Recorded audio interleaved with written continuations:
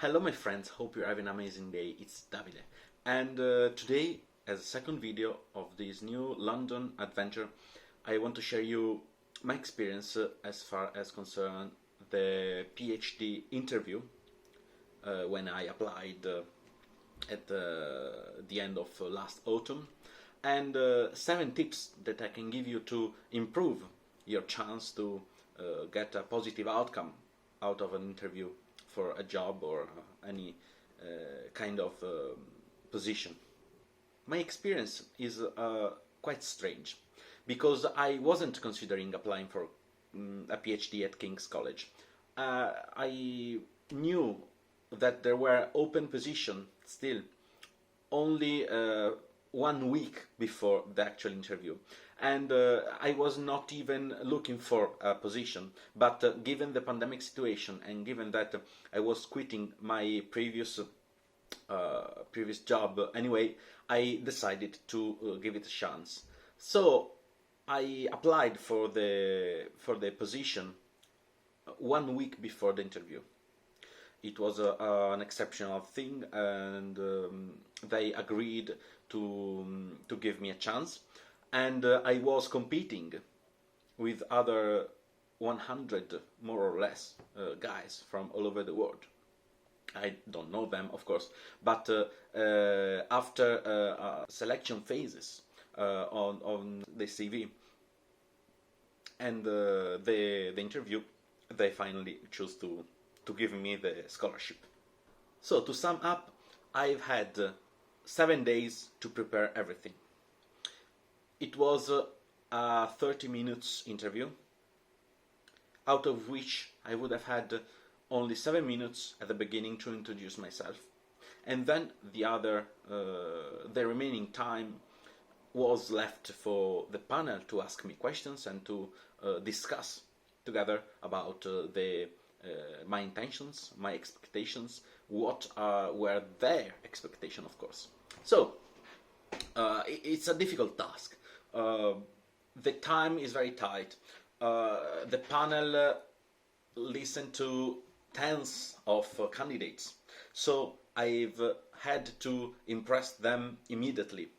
And as happens in most cases, the first impression matters more than everything else. So I want to give you 7 tips that I find very useful and that I follow to prepare this interview. The first is be prepared in advance. This situation can happen especially when you finish your degree, you finish uni, and you are approaching a new job or the work world, and you should be prepared to such events. You should have a CV ready to be sent to a panel, to an interviewer, because it's easier to prepare it slowly through time and not to have it collected and prepared in a rush at the day before you should send it. So being prepared in advance helps you a lot, because you already have the material to send, you already have an idea of what to say, and is very useful also because you can correct and update all the data as time goes on, and so you are sure that everything is correct, that you don't make mistakes while writing and so on. So the first is be prepared. The second tip is to be honest. It doesn't matter where you are applying, if it is a prestigious university or a small corporate. You should be honest.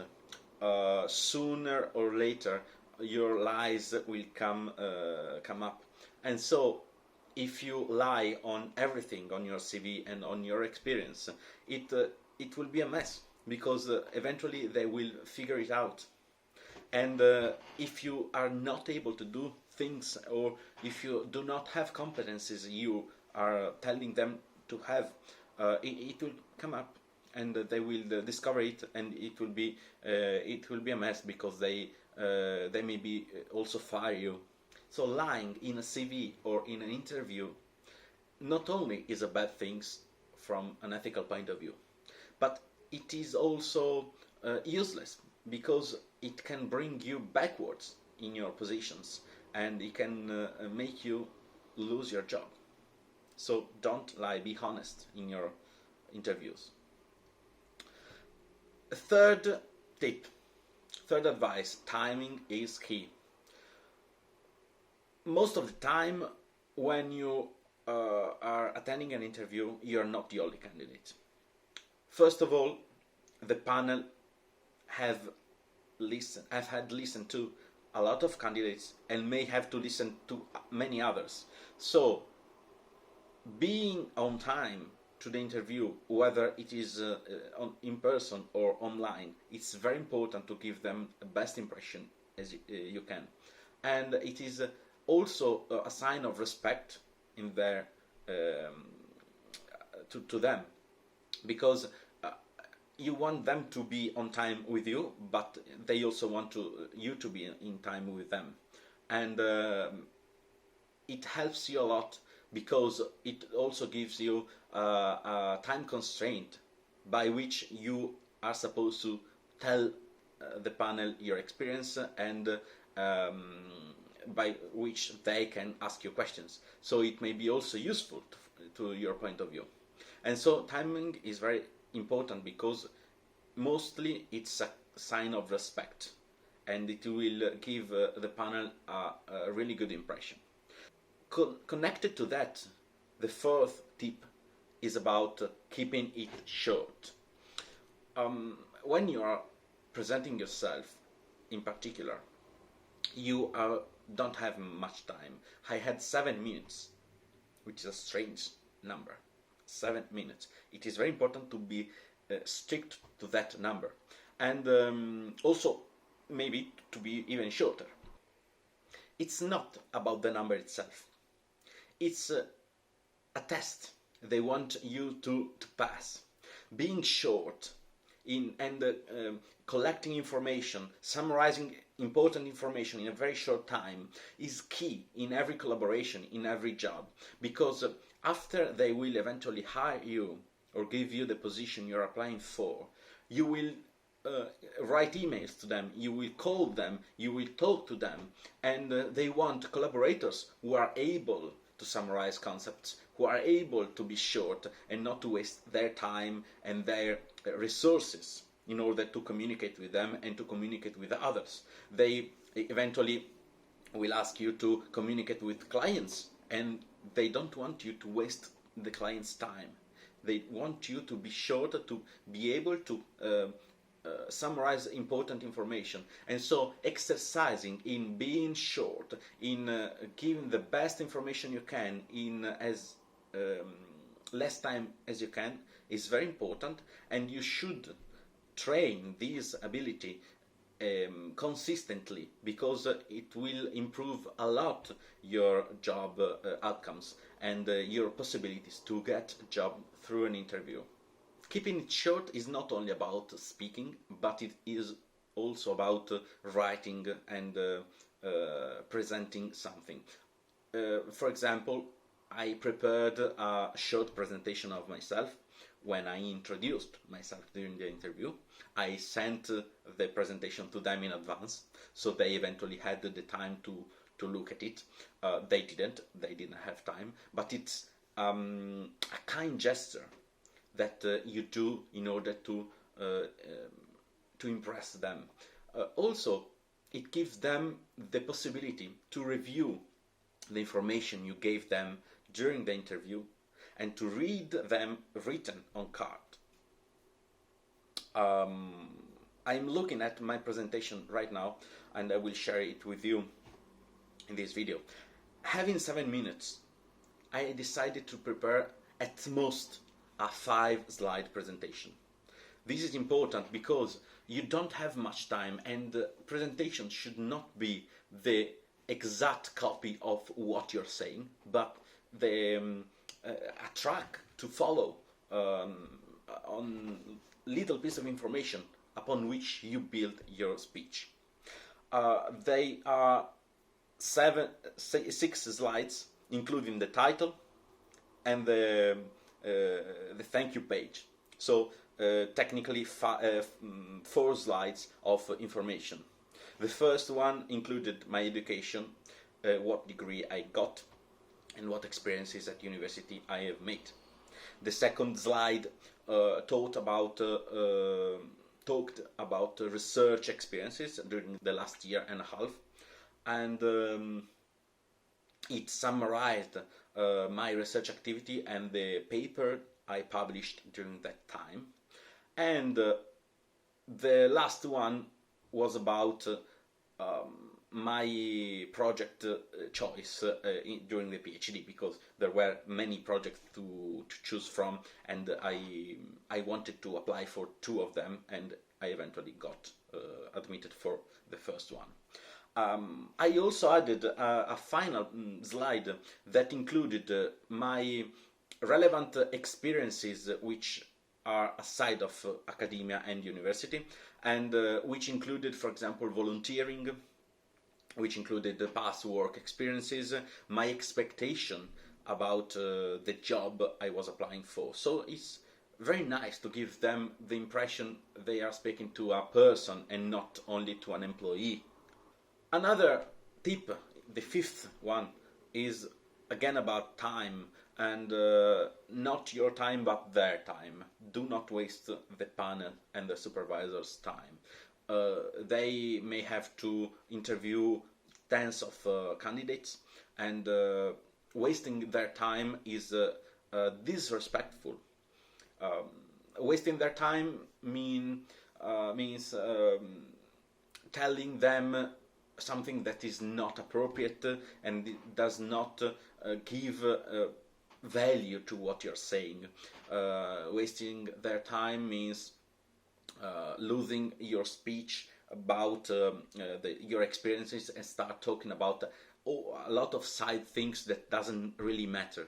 So prepare in advance what you're going to say. Think about the important key topics and stick to them, because they don't want to hear your whole life. They want to be impressed about very few things that may convince them to hire you. Another tip, the sixth, is to be well-intentioned. No one wants to hire bad people, and by bad people I don't mean criminal, but employers really prefer to hire good people, well-intentioned people, people who want to work because they enjoy to do that job, and people that are honest. The intention with which you are applying for that job is very important, and when you demonstrate to be well-intentioned and to be a good person, they will also be willing to treat you better than they would have done otherwise. So this is one of the most important. Be well-intentioned, be a good person, so that the employer knows that and will treat you better. The last tip I want to give you is about your future expectations. The panel should be informed very well why you're applying, therefore why they should hire you or give you the scholarship. And they will often ask you, what are your future expectations? In academia, for example, you can choose to follow the academic path, and so to get involved in more research at university and eventually become professor. And if you want otherwise to finish your PhD and go out in the corporate world, it's good as well. Many students end up with this choice. Actually, the largest part, more than 90%, do not continue in academia. But this specific example doesn't matter. The important thing is that you should be able to give them information about why they should hire you, why you are applying, the reason why you are interested in that field, and why you are willing to study more on that field, and therefore why what are your thoughts about the end of the PhD, or that position if it's a short-term position, and saying if they should invest on the long term with you, or if it's only a short-term position and it should be treated like such. So these are the 7 tips that I found most useful and that I followed preparing my interview for the PhD at King's College. I hope that they will help you as well. I link the post on my website about this very topic, so please check it out down in the description of this video. And yeah, please leave a comment or a thumbs up if you like this video, and share this video and the post on the website with your friends or colleagues that may find it useful. By then, I wish you all the best. Bye bye.